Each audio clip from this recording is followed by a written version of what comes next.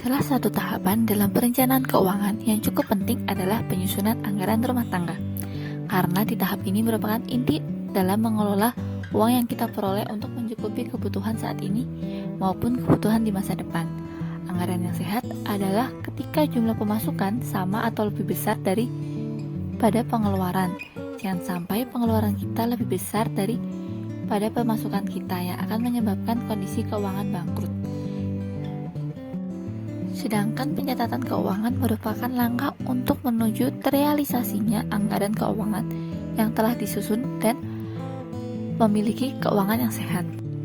Nah, pencatatan keuangan juga memberikan informasi yang jelas tentang kondisi finansial keluarga. Apa itu anggaran? Anggaran merupakan suatu rencana yang disusun untuk seluruh kebutuhan pembayaran keluarga dan juga untuk memenuhi rencana di masa depan. Contoh sederhana adalah membuat rencana pengeluaran dalam bentuk membagi penghasilan kita ke dalam berbagai pos-pos pengeluaran rumah tangga.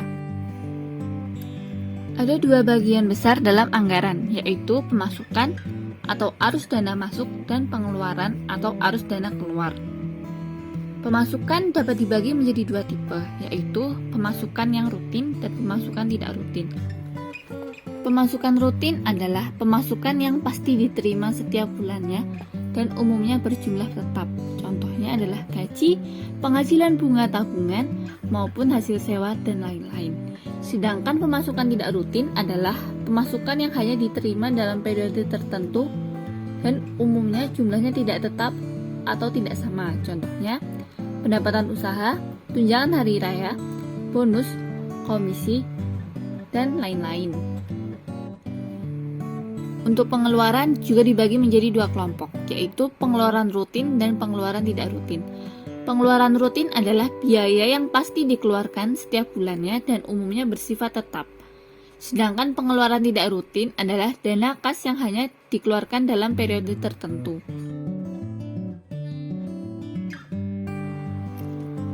Selanjutnya, manfaat membuat anggaran. Dalam membuat anggaran keuangan, itu memiliki banyak manfaat yang dapat kita ambil. Yang pertama, kita bisa melihat secara rinci arus keluar maupun arus masuk keuangan di keluarga kita. Hal ini bertujuan agar kita dapat mengetahui pos-pos pengeluaran mana saja yang paling besar dibandingkan pos pengeluaran yang lain, sehingga kita bisa melakukan evaluasi jika melebihi besaran pos pengeluaran yang ideal. Yang kedua, anggaran yang telah kita buat dapat dijadikan sebagai panduan dalam mengelola uang, baik dalam menyisihkan maupun dalam membelanjakan uang tersebut, sehingga akan semakin mudah menuju keuangan yang sehat dan dalam mencapai tujuan keuangan kita. Yang ketiga, tujuan juga berfungsi untuk menghindari diri dari lebih besar pasak daripada tiang, atau lebih besar pengeluaran daripada pemasukan. Dan manfaat yang terakhir, anggaran dapat digunakan sebagai pengingat pengeluaran kita, khususnya pengeluaran yang wajib kita keluarkan, misalnya pengeluaran zakat penghasilan, uang sekolah, membayar cicilan utang, dan lain-lain. Selain adanya manfaat dalam membuat anggaran, terdapat beberapa hal penting yang harus diperhatikan agar proses pembuatan anggaran dan penerapannya dapat berjalan dengan baik. Yang pertama, memiliki impian-impian untuk diwujudkan dan ditulis dalam bentuk tujuan keuangan yang ingin dicapai, sehingga ada motivasi atau semangat dalam penerapan anggaran yang telah dibuat. Yang kedua, untuk mencapai impian-impian seperti membeli rumah, membeli kendaraan, ataupun mudik saat lebaran, kita harus mulai menabung setiap bulannya. Kebutuhan menabung ini harus dimasukkan ke dalam anggaran. Yang ketiga, memprioritaskan atau menomorsatukan anggaran yang bersifat wajib, seperti membayar utang, biaya pendidikan anak, dan lain-lain yang bersifat wajib, baru kebutuhan lainnya. Yang keempat, saat penghasilan terbatas, memahami mana saja yang merupakan kebutuhan dan mana saja yang merupakan keinginan. Sehingga kita perlu untuk memenuhi kebutuhan terlebih dahulu daripada keinginan. Kemudian yang kelima, sesuaikan gaya hidup untuk pos pengeluaran hiburan. Jangan sampai gaya hidup menjadi penyebab keuangan keluarga kita menjadi tidak sehat. Yang keenam, besaran pemasukan dan pengeluaran dapat menggunakan data atau informasi di bulan sebelumnya, sehingga kita dengan mudah dapat menyesuaikan besarnya anggaran yang akan dibuat. Dalam membuat anggaran juga dibuat dengan sangat realistis, jangan terlalu besar maupun terlalu kecil. Yang ketujuh, komunikasi dengan anggota keluarga dalam membuat anggaran keuangan keluarga. Sehingga dalam membuat anggaran ini kita mendapatkan dukungan dan dapat bersinergi dalam mencapai tujuan keuangan keluarga. Kemudian dalam membuat anggaran pasti akan terpikirkan pertanyaan, bagaimana sih anggaran yang ideal? Seperti apa sih anggaran yang ideal? Nah, dalam perencanaan keuangan, alokasi ideal yang disarankan dalam menyusun anggaran pengeluaran adalah sebagai berikut. Yang pertama, biaya untuk anak dan pendidikan sebesar 10%, biaya zakat infak sedekah sebesar 5%, premi asuransi sebesar 5%, tabungan dana darurat sebesar 10%, investasi masa depan sebesar 5%, cicilan pinjaman sebesar 20%, hiburan sebesar 5%, dan biaya rumah tangga sebesar 40%. Jadi, penghasilan yang diperoleh setiap bulannya sebaiknya dialokasikan ke dalam pos-pos pengeluaran dengan komposisi yang ideal.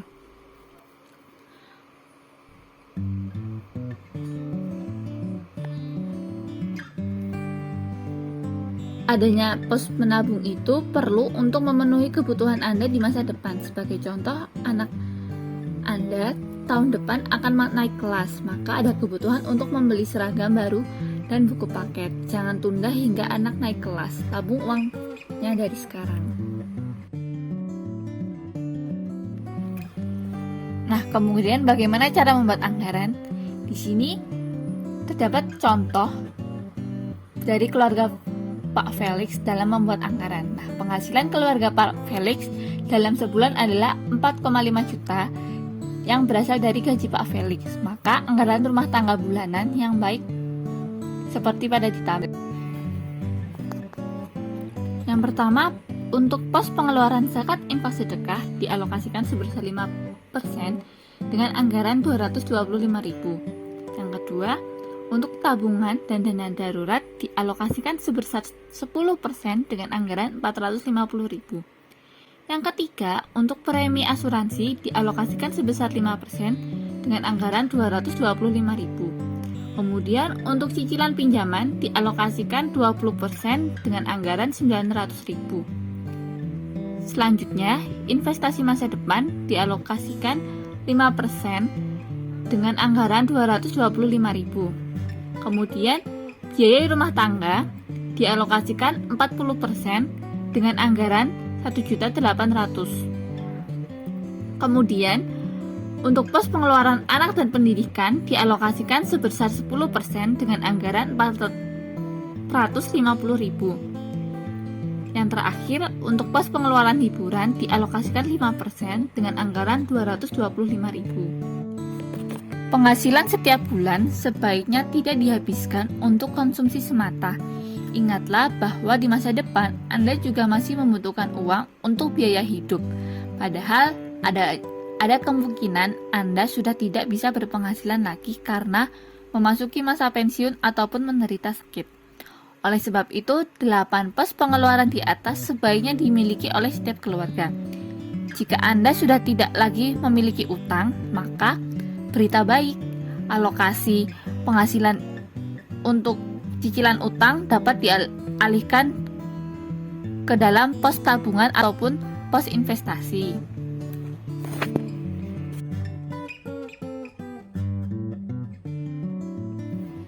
Dengan melihat contoh yang ada, cobalah Anda susun anggaran yang baik untuk keluarga Anda dengan mengisi tabel seperti di contoh tadi. Setelah mengetahui anggaran yang baik untuk keluarga Anda, mulailah berdisiplin dengan anggaran tersebut agar Anda dapat mencapai tujuan keuangan Anda.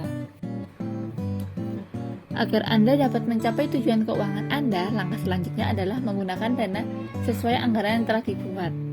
Untuk mengetahui besar dana yang telah digunakan atau dikeluarkan, kita perlu membuat pencatatan harian. Terdapat dua cara untuk pencatatan keuangan keluarga. Yang pertama secara manual dan yang kedua dengan aplikasi. Yang kedua yaitu pencatatan keuangan keluarga menggunakan aplikasi. Bisa didapatkan di App Store maupun Google Play. Di sini terdapat beberapa contoh icon atau gambar dari beberapa aplikasi pencatatan keuangan. Di sini saya akan memberikan salah satu cara penggunaan aplikasi pencatatan keuangan.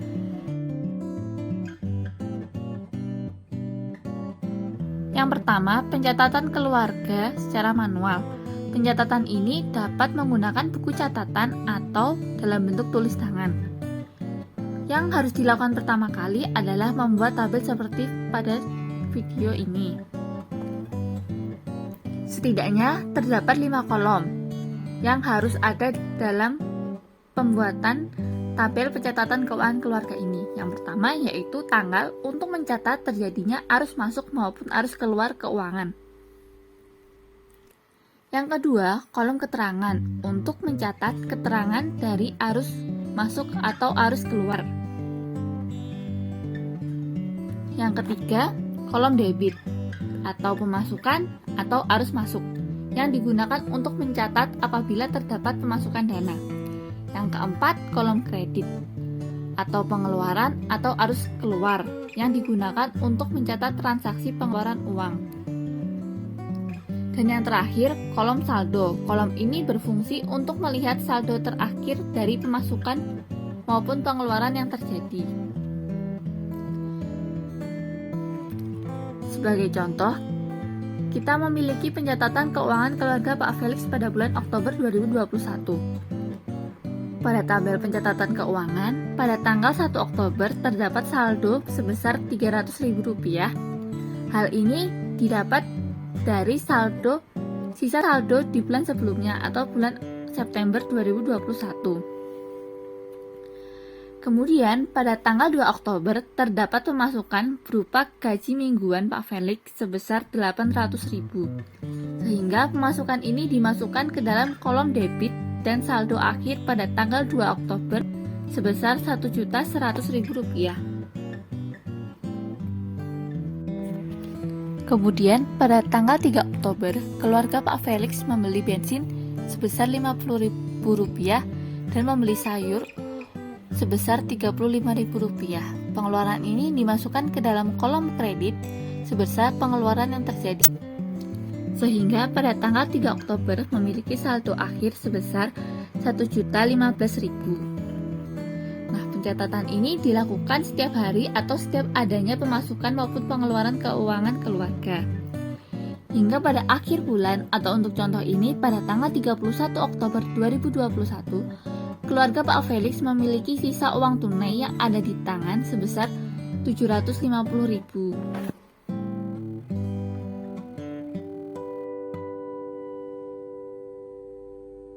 Masuki aplikasi, di sini saya menggunakan Money Manager. Kemudian kita slide, bisa login untuk mendukung sinkronisasi maupun pencadangan closingnya.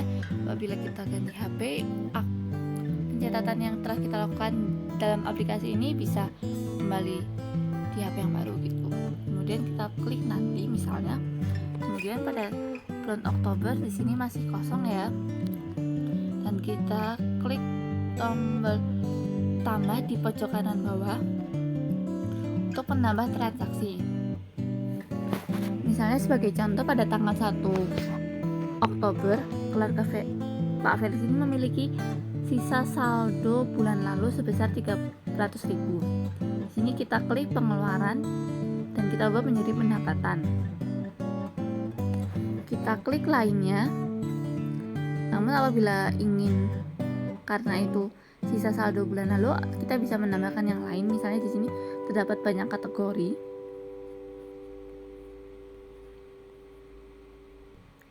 Oke.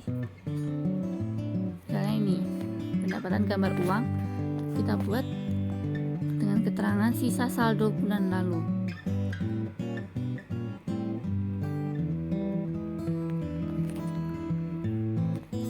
Tanda centang, terus kita klik icon sisa saldo bulan lalu dan tuliskan bulan September.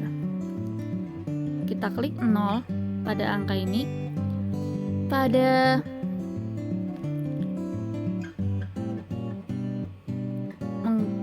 dan memasukkan sejumlah uang yang sisa, yaitu sebesar 300.000. Jangan lupa untuk mengganti tanggal sesuai dengan transaksi, yaitu tanggal 1 Oktober. Kemudian kita centang. Di sini kita juga bisa terdapat fitur pengingat untuk membantu kita mencatat biaya. Kita silang terlebih dahulu. Kemudian kita tambah lagi transaksi untuk tanggal 2, yaitu pendapatan berupa gaji. Jangan lupa untuk mengganti tanggalnya, yaitu tanggal 2 Oktober. Memo itu dapat dikosongkan maupun ditulis. Di sini saya akan menulis gaji mingguan Pak Felix. Kita klik angkanya sebesar 800.000. Kita centang. Nah, di sini pada tanggal 2 Oktober itu terdapat saldo sebesar 1.100.000. Kemudian kita tambah lagi transaksinya, yaitu pada tanggal 3 Oktober berupa pembelian bensin atau pembelian bahan bakar. Nah, di sini kita terdapat beberapa icon juga ya untuk pengeluarannya. Kita bisa menggunakan mobil atau lainnya ataupun menambah icon. Kita cari gambarnya. Nah, di sini ada gambar bensin ya, ada gambar SPBU atau POM. Kita klik, kita tulis kategorinya yaitu pengisian bensin. Kita centang. Nah, dalam pengeluaran ini akan bertambah pengisian bensin. Kita klik, kita tulis memonya yaitu mobil sebesar 50.000. Jangan lupa untuk mengganti tanggalnya, yaitu tanggal 3 Oktober. Nah, di sini juga bisa misalnya untuk bensin motor ya kita tulis memonya motor gitu ya. Kemudian kita centang. Nah, kemudian kita tambah lagi pengeluaran untuk pembelian sayur atau bahan makanan. Nah, di sini kita bisa memilih icon sayuran. Pembelian, kita beri memo pembelian bahan baku, bahan makanan sebesar 35.000. Jangan lupa untuk mengganti tanggalnya. Jika sudah, kita klik centang. Nah, di sini pada tanggal sampai tanggal 3 Oktober itu terdapat pendapatan sebesar 1.100.000 dengan pengeluaran 85.000, sehingga saldo akhir pada tanggal 3 Oktober itu terdapat 1.015.000. Nah, kemudian kita tambah lagi pencatatannya pada untuk tanggal 4, yaitu pembelian bahan baku. Kita tulis lagi pembelian bahan makanan sebesar 45.000. Jangan lupa untuk mengganti tanggalnya sesuai dengan tanggal transaksi. Kemudian setelah itu kita centang. Nah, di sini sampai tanggal 4 Oktober itu terdapat pendapatan sebesar 1.100.000 dengan pengeluaran sebesar 130.000 dan saldo akhir pada tanggal 4 Oktober itu sebesar 970.000.